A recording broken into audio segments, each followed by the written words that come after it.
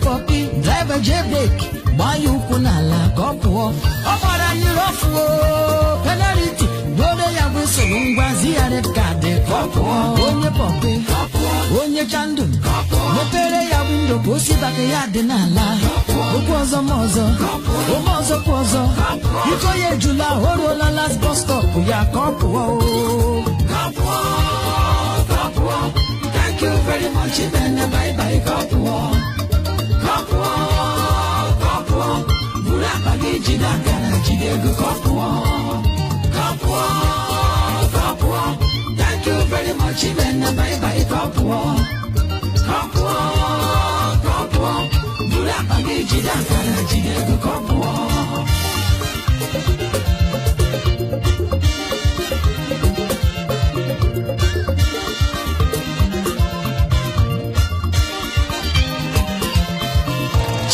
ụwa nke asef ole nnọọ ihe a ga-ememeta ụwa ka ọ wụrụ ebe obibi ga-enye mmadụ obi ruo ala lenu Chineke kechiri ụwa chọọ ya mma were mmadụ mee supervisor na foreman o mere nu mistake mba Chineke anya anaghị eme mistake at all ngwa lenu na otu ndị anyị họpụtara ka ha haziere anyị ọchịchị ka ihe niile na-aga n'anya ya n'anya otu Chineke chiri chọọ jiri rụzie nga ahụ na-aghọrọ anyị nsogbu ka nsogbu ma na-ajụ unu ndị politicians ugbu a unu chere na aka unu ji achịgo ugbu a ọ wụrụ aka ndị mbụ chịrị achị jiri chịa unu gara amata na politiks ụwa ahịa mmadụ dị ndụ n'azụ sanụ m ya otu unu ji ahịrịọgụ ụmụ ogbenye ala hụ na prọpati hụ ndị ọzọ n'anya ike weta aha gọọmenti bọtụ for private use nnụ asọghị otu ndị mbụ jiri mee by na ama anyị niile akwafe n'ofe mmiri ọwụ ya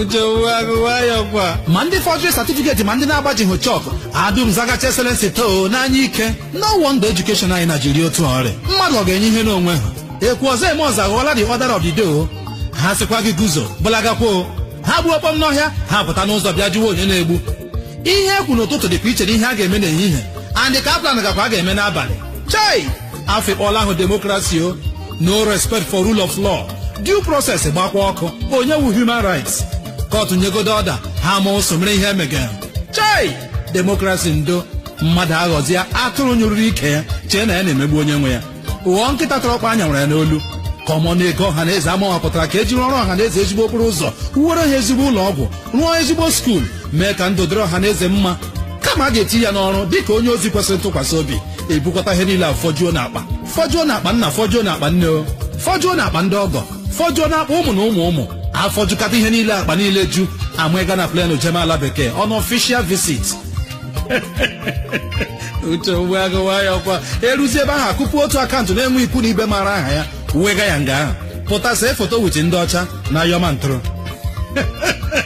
official trip abalị abụọ ka atọ ya kpọọ press conference gwa anyị so overseas partners na-abịa ikekwe ka ọ na-ekwu ya otu onye ọcha mere expire ọha ya tara n'ụzọ eweli aka elu sọ ọwa eziokwu anyị ga-ajụ na onye anya nọkwa anyị n'ama mana ilegharịa anya my brother ị ga-ahụkwa the same people tụra gị vote defend ya the same people ahụ ukwu maka gị na ọ na-anwụ ma mmiri ihe n'ezi naanị ka ịbanye ka ha na-anwụ n'agụụ still ga-ekechi obi chai ha gbarụ ihu gị mata na ha amatala onye ewu ga-agbapụ jegrade m ụzọ ka ha filie na something mega but nothing mega otu afọ abụọ afọ atọ aka nọkwa n'otu okporo ụzọ egwuwasị mere ọha na eze okporo ụzọ aga pọtọpọtọ chai amaracha m ihe ụwa jiri eketekuru mmiri iche na mmadụ wee wu ịkwa ọ dị gị ka ndị adị niile egwucha ndị ma enwe onye nwere ụbụrụ nghọta ọkwanụ ya kọntraktị niile a gị nyegacha naanị gị mgbe ị na-eji akwụ ụgwọ na ego ole na-ekwo naanị gị ma kọntraktọs enwe aha ọ dịkwanụ ka e nwere adreesị nna ata afọ ga agwụla ka ọ pụọ o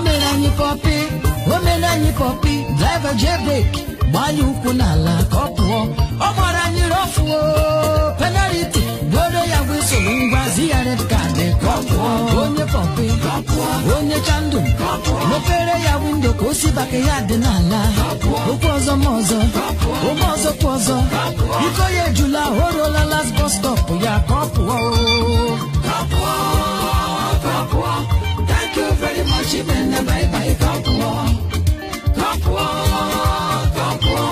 buru akpa gị jide akara jide ego ka ọ pụọ thank you very much ibenne bye bye ka ọ pụọ onye eze China Road ọrị nne onye ọzọ mụ ihe ma ọwụ naanị gị ekwa agwakọta simenti na aja na-eji eme plasta ụlọ awụkwasara n'elu aja ejiri kụọ flawa kpọọ ya okporo ụzọ kolota ọka mma n'anya echi na nwanne echi ya yaba n'ihu gị n'ihu mbadamba. But meanwhile, akwụọla contractor no name no address 100% up front ego na-akpọ aha. Mmadụ na-egwu mmiri a na-ahụ okpurukpu azụ ya anya o nwere n'isi ihe niile nrụrụ anụ n'ihu gị na-emebisi ya wụ nga mmadụ mega ụmụnna ya kọpị. Yes. Maltreating my people. Onye chikwu anyị na-anụ ihe na-ekwu. Akwacharala m ụmụ skuulu niile akwarala m ha efe skuulu dọrọ ha sandals akwara m ha niile na China because o nwee tela ọrụ n'obodo a ọkwa ndị kwụga tax ebe all their lockers and stools I've made them import from China and ha niile nọ here now. Onwe kapịnta niile nọ here wasụ anwụrụ ya kwa ndị na-etere na gị votu chai onye anyị tara bụọ n'obi kọmpanị ịkwagakwana ihe ndị adụga ihe ndị na China onye nwe eji ọnụ mmaji onye njọ na onye ga-asa m. Okay, come to think of it, ọ papụrụ skuulu atọ na nnọọ nweta ebochie ndị ka ọzọ nụ si nwa kweta sa nwa enwetara. Chai ụmụnna biko chaa nọ n'ụzọ ka ọ pụọ ebe na-atụchasị tụwara Chineke before God and man mana otu awụ na-eji. Nna Alexander sị onye chefuru ochie onye ji ọhụrụ enyekwere ya kemgbe anyị mere awụ ihe ọ na-awụka ugbu ndị na-eji ọchị eme njọ mara na ihe obi awụrụ ọzọ ọkwọ m n'azụ ụkwụ na-eru m ala biko kwọ ha mmewere ụkwụ m gama.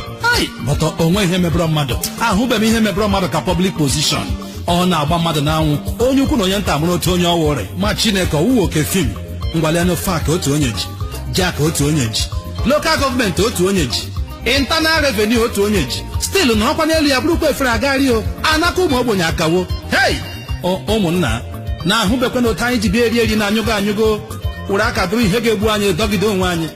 But Chineke thank God na time agwụra oge na-eji iri ụtọ na nkwa ụgha aghata ndị ka anyị na ụgha agaala oge na-eji Stalin ndị more you look less you see ndị OBT na one chance aghọgbu ndị ka anyị ọ gaala obodo asaala anya ọwụwo mgbede egwoga ma otu ihe ọwụ n'okporo ụzọ azụ obodo agwọtọ ahapụghị ebe ndị mmadụ ubi juru n'ime obodo apụta n'okporo ụzọ awụrụ express sarụga ụlọ ọgwụ ndị na-ama aka akọga a na-akụ aka ọwụnụ show ka emege so ọ na-awụ ndị ọrịa ndị eri wik na trekiri miles jem express nyekwa ga-ese tiere nkịta nri ọ ga-eri na were apịpịa che ya. But come to think of it ọwụdo onye mụọ nwa gọọ ya ebeli ya ebe nụnụ ọwa arụchie họọlụ okporo ụzọ kpọọ ya ụlọ ọgwụ ya ghọọ ya otu mkpụrụ fesik anọghị nga ahụ ma ya fọkwa stetoskopu ịjụkwa n'ụsọ ụlọ ọgwụ ndị kembụ nụ anụ ome aṅa ka ọ wee huru asa n'ọrụ anyị ashaala anya.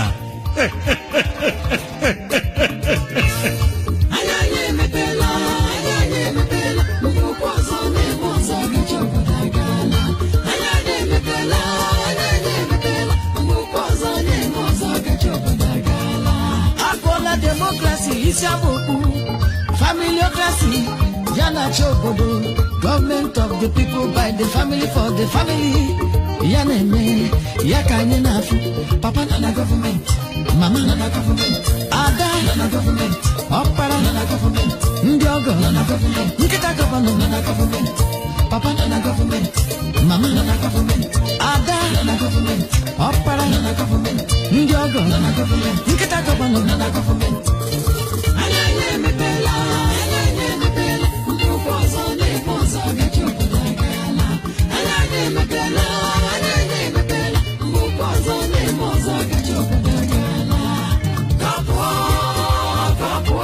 Thank you very much, even bye bye, Kapua.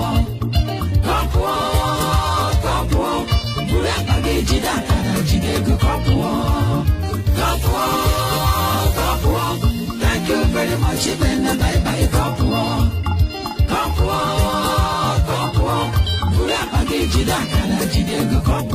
Thank you very much, even bye bye, Kapua. Biko drive obiọma ịgbalịanụ akwọwụrụ anyị hapụ anyị ka anyị chọrọ onye ọzọ ma were anyị were aka ji nyama onwe anyị sef ka anyị letụkwanụ ka ị nyere anya a sị bekwa ka ịwụ nnọọ nyakara ibe n'ụwa niile biko ka ọ pụọ biko mepere na ụzọ ka ọ pụọ kama nri ju afọ dachi ụzọ hapụnụ m agbara ọnụ agụụ a na-egbu mmadụ ke m sọ nwụ bịa gburu m ọ na wụka immediately ọkwọ m n'azụ ụkwụ na-eru m ala biko kpọọ ha moo akpa ekwuole m ya mbụ ọchịchị wuru dike ọkara anyị mma na ejiri ekpọta nke uju ebi sụgharịa ya uwe bi ya oche ya chịm anyị at least ọ ga-echetarịrị otu ụwa dịrị ya na mbụ and no how ọ ga-aṅarịrị ndị ahụ tiri ya nga ahụ ntị eze onye agwụla m biko arịọ m gị ka ọ pụọ taịm gị agwụla akpa chansị anyị ejila o maka ụdị mmadụ gị ọchịchị Naijiria wụ ọhakarasị ọwụ ọgakrasị ma ọ bụ familiokrasi biko ka ọ pụọ nụ bikos ọ dịkwa redi ịgbanwe ka ọ pụọ ka ọnọdụ ba ndị ghọtara ihe abịara ime ọchịchị awụghị ọchịchọ otu onye na-ebere bịa gbaga nwa gị titi ga-ewere mma chụọ ya lachaa bịaghachi weta shinap sa ya bịara bịa ime ihe isi ya ekwekwere werekwe mma chụma ya ọkwa ihe mbụ ha ọ bịakwara ka ọ bịaghachikwere Uche Ogbuagu wayọkwa chetakwanụ before God and man 4 years before God and man n'elu ọta nsọ Chineke biko ka ọ pụọ nụ ka ndị omenala doro anya bata ndị na-aga anọ n'ọfịs tụmọda si eze ndị obodo jiri aka ahụ họpụta ọrịtuo for your own selfish reasons onye kwuo emefuo ya biko nụ lanụ m n'azụ ka ọchịchị onye kwuo uche ya were ọnọdụ ewepụgasị anyị nọ n'ụlọ ebe mụrụ anya etiga akpọga mgbe nụ a na-abọshọ na aghọ ọnụ omenala kemgbe homosexualism na lesbianism na ịghọ na ihe mmeje kemgbe Chineke ekwekwuru ihe ọjọọ ịmakwasị ewepụga amara nke Chineke and anyị tụrụ na vote to defend ya sọpọtụ ọ wite ego anyị chọkwara ịdọtatara anyị iwe nke Chineke o ihe enume n'obodo Sodom na Gomora nakwa irekriti onwe ya ebe chapter 2 biko ka ọ pụọ ka ndị ga-akwụ kọntratọs ụgwọ bata ndị ga-enye kọntratọs ndị Igbo ọrụ kwụọ ha ụgwọ na-awụghị iri kpọ ha mee ha ogbenye mgbeghiri then family member ma ọ bụ ndị ugwu bịa enye ha ọrụ kwụọ ha 100% up front ụfọdụ ewere ego anyị sef mụ isi n'ọhịa n'ihi mistake otu onye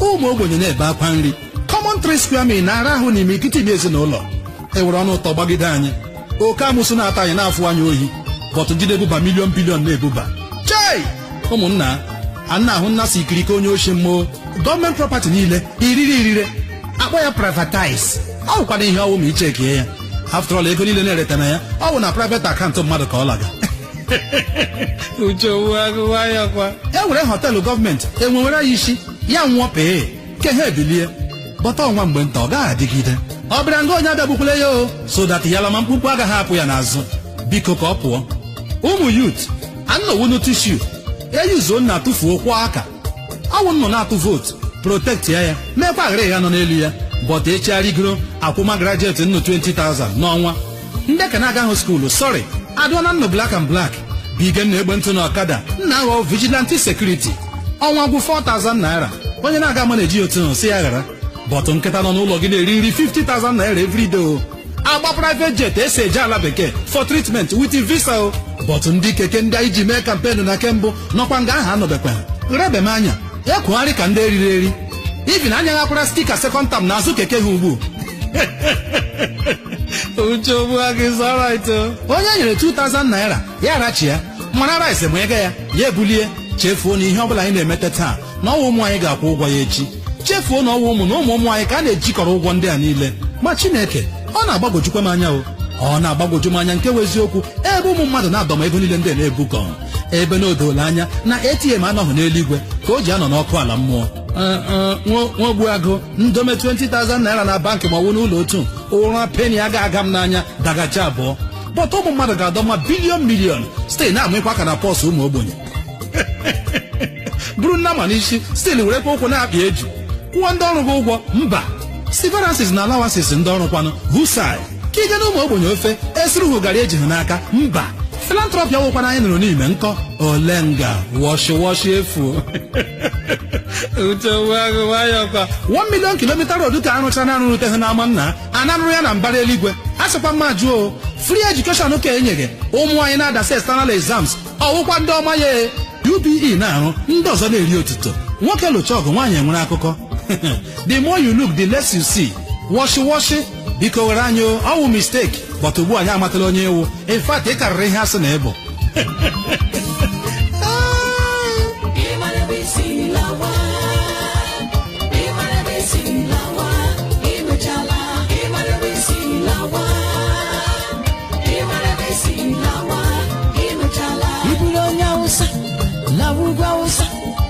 lawa Ijebu iburu onye Yoruba iburu nwafọ Igbo weta evidence ịmara ebe isi lawa ịrụchala iburu onye Hausa lawa ugwu Hausa lawa Ijebu iburu onye Yoruba iburu nwafọ Igbo weta evidence ịmara ebe isi lawa ịrụchala ịmara ebe isi lawa ịmara ebe isi lawa ịrụchala ịmara ebe isi lawa ịmara ebe isi lawa ịrụchala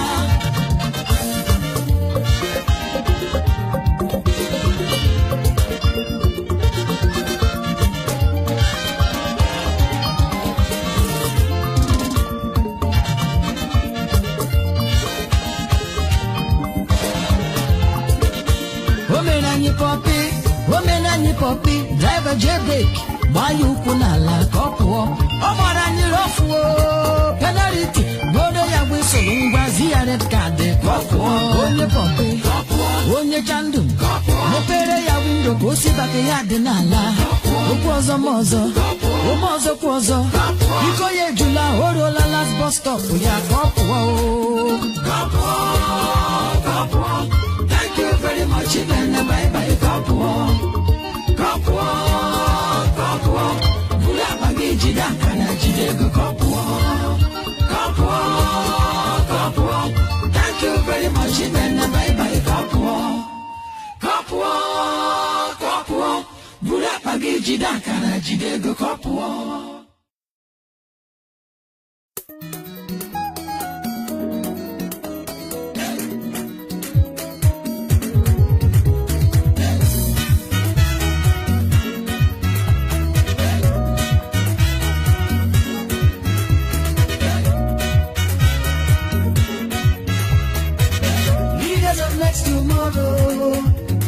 Are the leaders of next tomorrow. The people who rule yesterday, now them they rule today. The people who rule yesterday, they won't rule tomorrow. Next tomorrow, the youths are next tomorrow. Leaders of next tomorrow. The youths are the leaders of next tomorrow. The people who rule yesterday, now them they rule today. The people who rule yesterday, tomorrow, next tomorrow, the youths now next tomorrow. Chai, do you know why I'm laughing? It is very, very funny. Very, very funny. But you and I know it is a white lie. White lie, especially in Nigeria. The leaders of tomorrow are the youths. A very popular saying, the youths are the leaders of tomorrow. But when is that tomorrow? My small son asked me, Daddy, is today that tomorrow you were talking about yesterday? Tomorrow seems so close, yet so far and never comes to an end. Tomorrow creeps like snail to the end of the year until the young grows old and dies. The politicians blow it like a trumpet that the youths are the leaders of tomorrow. For where? For mouth. Because they will sit tight on that seat of leadership until their children outgrow their youth. Oh yes, because I came into this world and I saw them on that seat as leaders. Even while in primary school and even in my secondary school, they were still there as leaders. In my last year in the university, they were still there, crouching on their seats as leaders with their older colleagues following next to them. Where then is the tomorrow when the youth will be the future leader? Have you ever seen a successful leader who has no succeeding disciple? How then will the youth become a leader tomorrow when he has no mentor in leadership? Oh, youths of Nigeria, wake up from your slumber, shine your eyes and see the handwriting on the wall. For how long will the old politicians continue to deceive us, calling us leaders of tomorrow without letting us see the tomorrow as youths? We don't need a Jeremiah to tell us that these old people have no plans to give us the chance to be leaders. Or who knows, maybe the youth may be waiting to be like Ezekiel's dry bones before rising to the realities on ground. But why don't you ask yourself this question, jokes apart, when and how will the tomorrow come? I mean the tomorrow we are waiting for.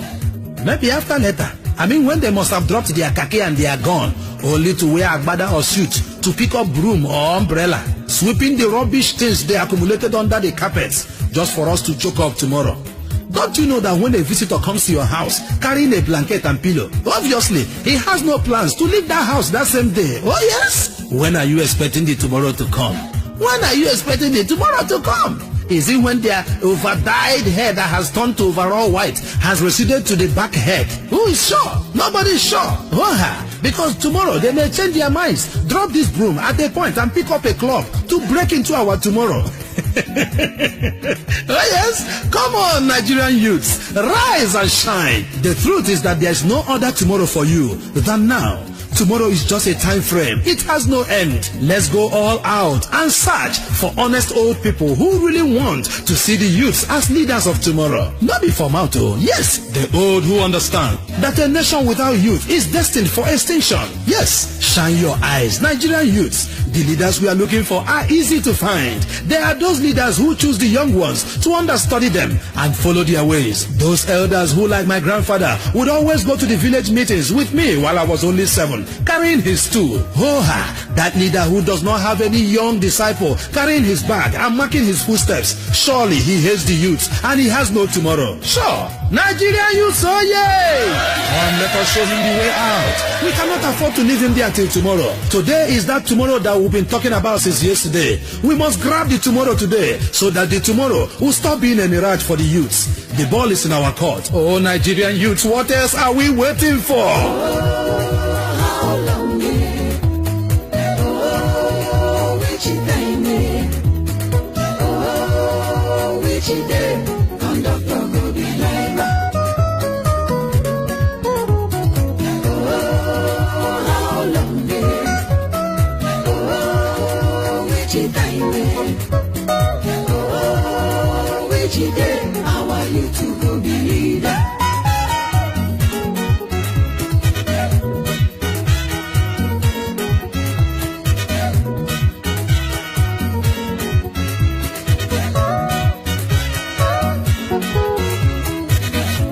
Tell me, how can Nigerian youths become leaders of tomorrow when even in the Nollywood, where actors and actresses are expected to earn a living with their God-given talent, they are instead fraudulently forced to pay the producer who is using their talents to make his profit? Oh my God. Whereas in other countries of the world, media houses pay royalties to music artists for using their works for broadcast, and television houses pay producers for using their movies and films for broadcast. But in Nigeria, the reverse is the case. The reverse is the case. Now we they pay them.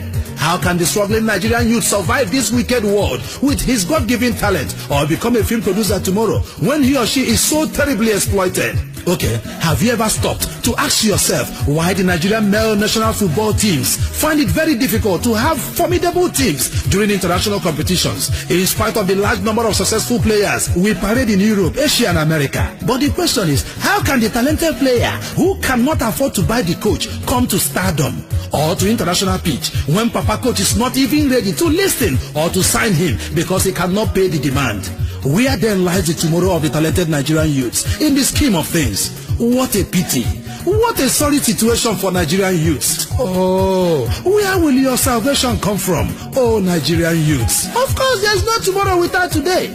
Have you ever sat down to think of the today of the Nigerian youths? Where lies the hope of the Nigerian youth of today, whose life is beclouded with humiliation and suffering in every corner of the world? I was in Dubai and I visited the Dera market. It was a gory sight, seeing the Nigerian graduate youths in the most humiliating business of tying loads and goods for visiting buyers. Okay, just visit the Hebrew area of Johannesburg or some of the streets in Cape Town, South Africa. Nigerian youths are all over the places, roaming about the streets hopelessly in search of jobs that can never be found. And in order to survive, you see them indulging in stealing, pickpocketing and banditry all over the major cities of Europe and America. Just look around. You will see the battered Nigerian youths, the much trumpeted leaders of tomorrow, doing all sorts of menial and humiliating jobs. Mortuary cleaners, prostitutes, pornographic artists, just to make ends meet. A close contact with them simply reveals they are graduates who have spent years at home here in Nigeria but completely unemployed. Chai! Alright, listen to radio or read your newspapers. You will hear how our leaders of tomorrow, the youths, are being killed like rats in Malaysia, Indonesia, Morocco, and our neighboring countries here for treasonable and pardonable offenses. Oh, yes, treasonable and pardonable offenses, all because of frustration. Our leaders here do not even have plans for the so-called leaders of tomorrow. Many youths now resort to selling their kidneys and other vital organs of the body to overseas hospitals just to make ends meet. Chai! Are those the Nigerian youths who are the leaders of tomorrow? Tell me, if God were to open your spiritual eyes to see that the hundreds of carcasses rotting away in the Sahara Desert are no others than the Nigerian youths, who in the bid to beat penury and shame resolved to hanging their fate in the balance and trekking across the dry desert in scorching heat just to find a job that can earn them a living outside this country, you will undoubtedly seek to shut every mouth that calls Nigerian youths the leaders of tomorrow. Okay, excuse me, what plans have the politicians and leaders of today for the welfare of the Nigerian youths, at least to nurture them to take up their position as the leaders of tomorrow? None at all. None! Except remembering them every 4 years, every 4 years during elections, just to use them as thugs and hired assassins, ballot box snatchers, and campaign hoodlums, then dump them immediately after the elections as highly disposable rubbish. Instead of planning the future for their leaders of tomorrow, the political leaders of yesterday still on seat today only plan how to remain on that seat until tomorrow. They make rules and policies that debar the youth from coming close to leadership positions. Oh yes, their plans have no strings to co-opt the youth into the scheme of things. But no, for what now? Rather they co-opt them into crime and immorality. Go to our universities. The old must die on seat are there, practicing and teaching the youth how to steal through sorting, and the forceful sales of handouts. They are there teaching and forcing the young girls, the mothers of tomorrow, into prostitution. And to protect their wicked plans, they form cultist groups for the young students. So right from the college, the acclaimed leader of tomorrow is thought to be a cultist, an armed robber, a gun runner, assassin, murderer, a rapist, and a drug peddler, addict. Oh my God, never you forgive them. Can you imagine? This same old must live forever who render these youths useless, making it impossible for them to become leaders of today or tomorrow, will still go and surround themselves with these criminal youths to perpetuate their continued hold to power and authority forever. And I ask,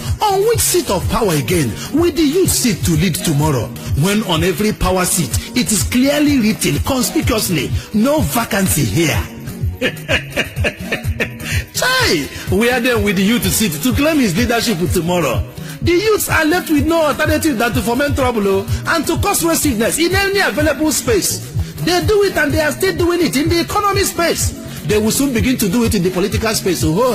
Nigerian youths are beginning to understand that unless a young man behaves like a madman, his parents will not marry for him. Oh yes, they are beginning to understand that the old have no plans to give them a fulfilled life as youths and a happy old age tomorrow. Their psyche is being steered towards a new direction to claim their leadership of tomorrow. They are now beginning to see that the only language that this old must die on power understands is the language of the old shall die for the young to grow. Oh yes. That language has one vocabulary, only one vocabulary: restiveness. And once Nigerian youth learn that vocabulary now, but God forbid, the language is bound to change. Revolution. Have you not seen it sweeping through the North Africa, from Algeria to Morocco, Tunisia to Egypt, and currently destroying Syria and Iraq? Hey, a stitch in time saves nine. How long more will these old people sit in power in Nigeria before the tomorrow of the Nigerian youths arrive? There is only one person with the answer. He is the oldest, but he loves the youth. Jehovah Almighty is his name. He has been standing, watching us, the old and the youth. It is he who decides when the tomorrow of the youth will come. Oh yes, it is only God who knows the exact day and time, the month and the year it will come. But if you ask me, Uche Ogbuagu, I think it will come whenever the Nigerian youths realize that it is them who actually put the old sit-tight politicians on that seat. And it is them who will remove them. Oh yes, it will come when the Nigerian youths realize that it is them who form the ladder for the old politicians to climb up, and it is them who will remove the ladder for them to fall down. Certainly, it will come when the youths realize that unity is strength, and that when fragile broomsticks are tied in a bundle, it becomes impossible for the strongest man on earth to break a single stick in that bundle. Then and only then will God usher in that tomorrow of the Nigerian youths and actualize that dream of being the leaders of tomorrow. Otherwise, what I'm seeing on ground now, I don't see any tomorrow. Walai, tori olorun machi.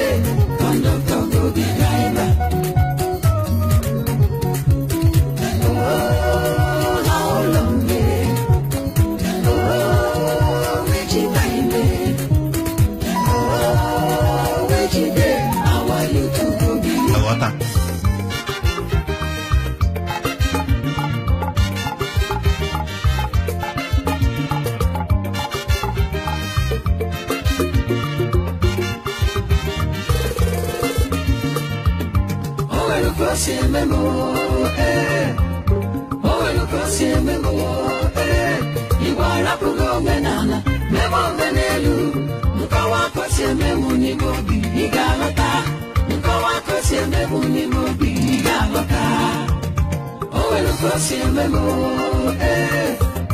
owelu ka si ememo, Igbo arapụgo omenala, memo omenelu, nkọwa ka si ememu n'ime obi, ị ga-aghọta, nkọwa ka si ememu n'ime obi, ị ga-aghọta. Ụmụnna ndị Igbo, gbakwanụ m otu m ga-esi aghọta onye dị ka m ochie mmadụ, onye amụrụ mgbe ọsa na uze ka wụ naanị ndị jiri ime ọhịa mere stadiọm. Dịkpa ha ka m onye amụrụ naanị mgbe otu oke ọkpa wụ ihe nwere ikike ibe akwa n'ime nche abalị. Gịnị ga-eme m ga-eji aghọta ebe ụmụ ọlọrọ ọhụụ bịarala sụgharịa omenala Igbo isi, njirimara Igbo aghọzie ihe eji eme akaja? Biko gwanụ m ihe unu chọrọ ka m ghọta gwa m obodo ọbụla ma ọ bụ mba ọbụla ị maara na-enweghị omenala a na-anụ aha ha anụ n'ụwa. Mba na-enweghị omenala ọ wụnụ mba nwụrụ anwụnụ pii. Isi omenala wụ n'asụsụ ha, ma leenụ otu echiriri asụsụ Igbo taa mere ihe egwuregwu ya na-ala n'iyi. Ihere peni a na-eme ndị okenye anyị n'ala Igbo taa, ha ga-emepe ọnụ gwa gị na nwa ha mụrụ n'ala Igbo anaghị asụrụ Igbo.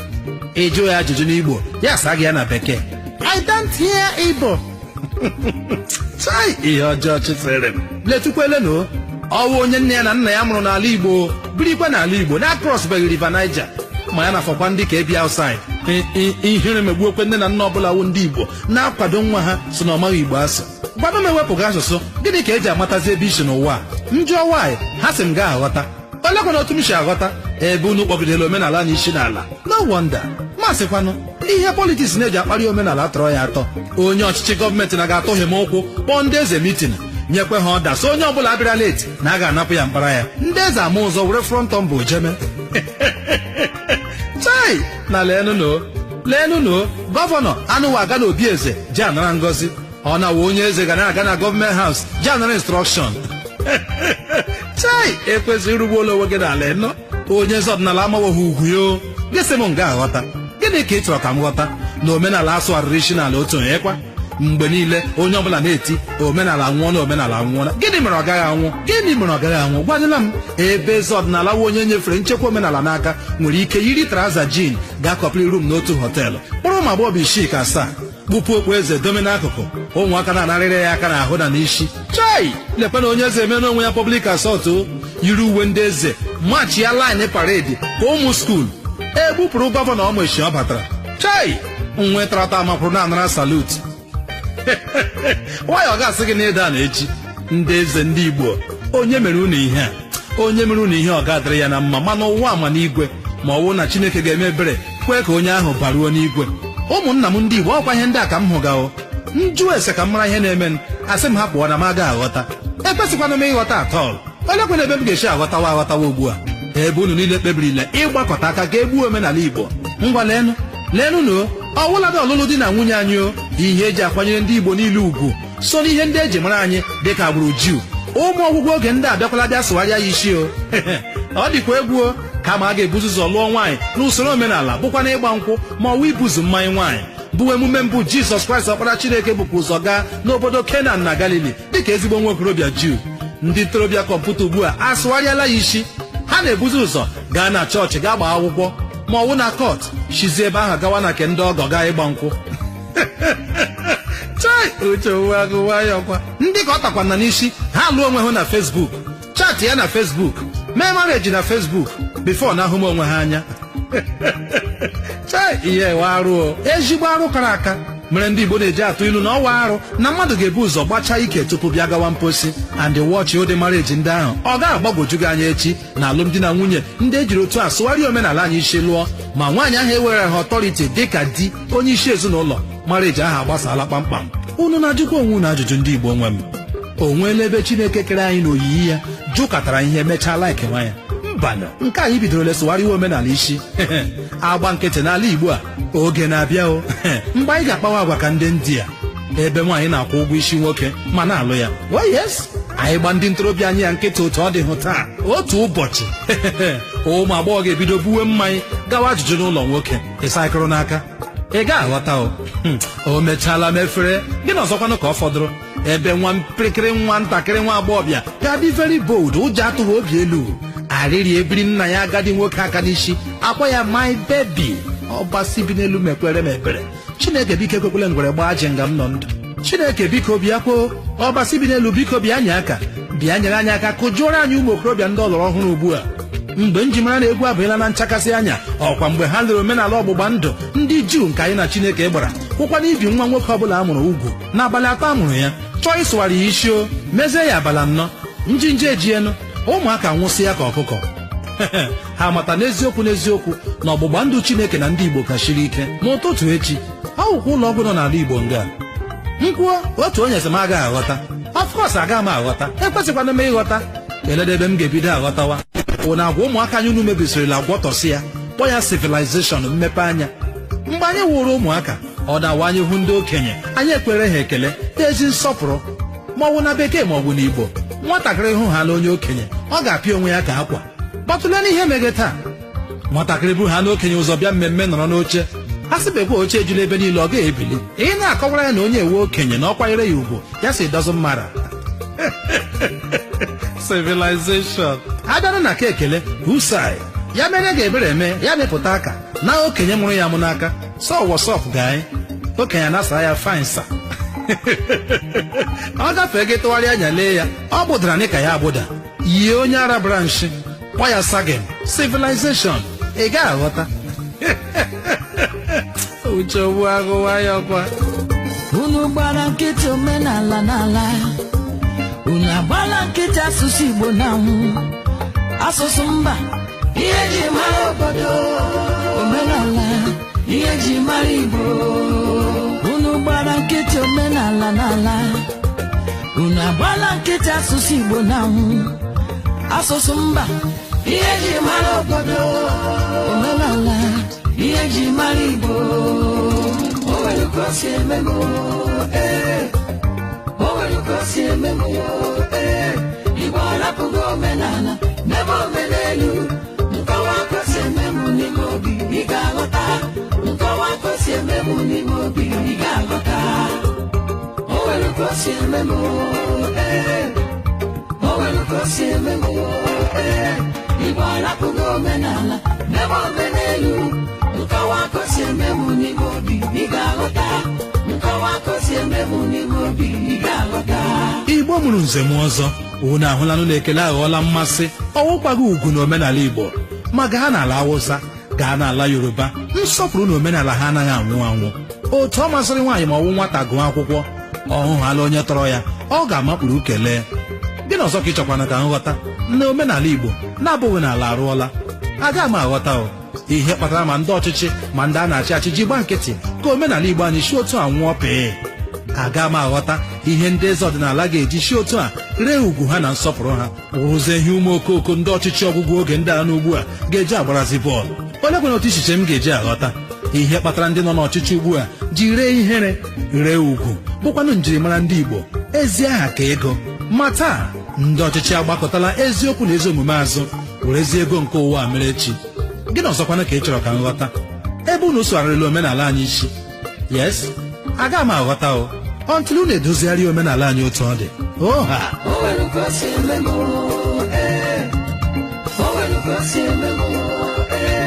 Igbo arapụghị omenala n'ebe omenelu nkọwa ka o si eme m n'ime obi ị ga-aghọta nkọwa ka o si eme m n'ime obi ị ga-aghọta o nwere ka o si eme m o nwere ka o si eme m Igbo arapụghị omenala n'ebe omenelu nkọwa ka o si eme m n'ime obi ị ga-aghọta nkọwa ka o si eme m n'ime obi ị ga-aghọta o nwere ka o si eme m o nwere ka o si eme m Igbo arapụghị omenala n'ebe omenelu nkọwa ka o si eme m n'ime obi ị ga-aghọta nkọwa ka o si eme m n'ime obi ị ga-aghọta o nwere ka o si eme m